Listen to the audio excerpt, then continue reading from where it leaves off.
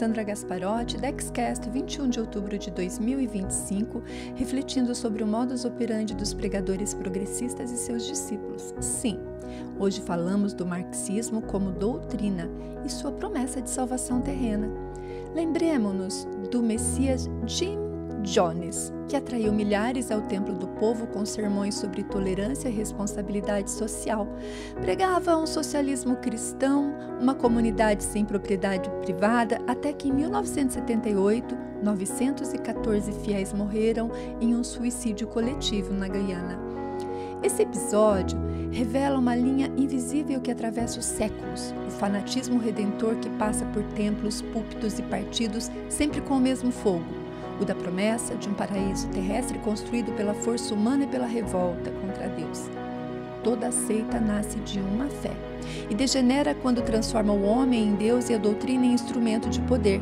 Assim também o fez Reverendo Moon, travestido de Messias global, ao querer unificar raças e consciências no império espiritual sob sua própria doutrina. Mas por que falar disso em um Dexcast? Porque todas essas seitas partilham da mesma doença espiritual, a fé sem transcendência, e o marxismo é a mais refinada e devastadora dessas seitas. Seu profeta é Karl Marx, seu evangelho capital, sua escatologia a sociedade sem classes. No lugar do pecado original, propriedade privada; no lugar da graça, revolução; no lugar de Deus, o Estado.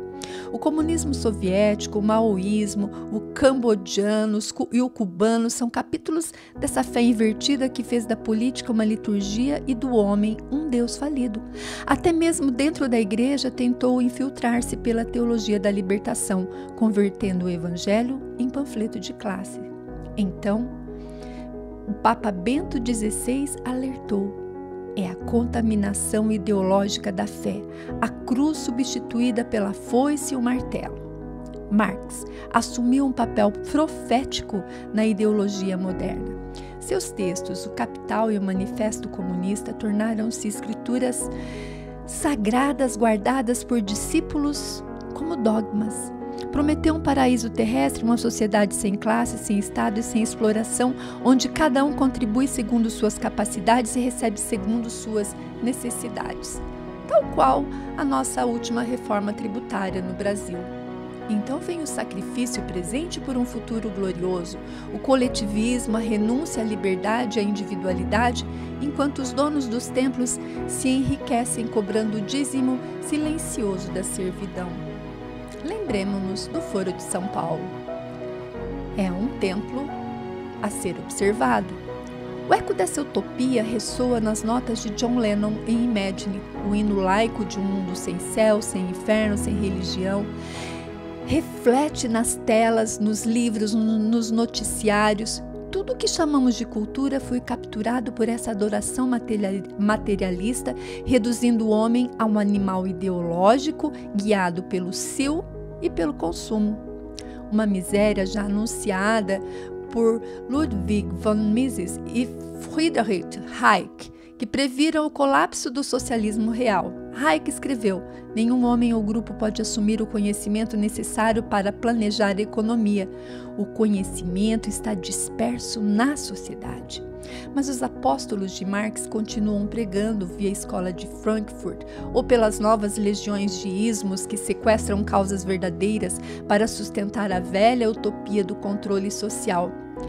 É uma seita hábil em criar o coitadismo dos pobres, que determina como idiotas úteis vão ajudar o sistema e depois serem descartados.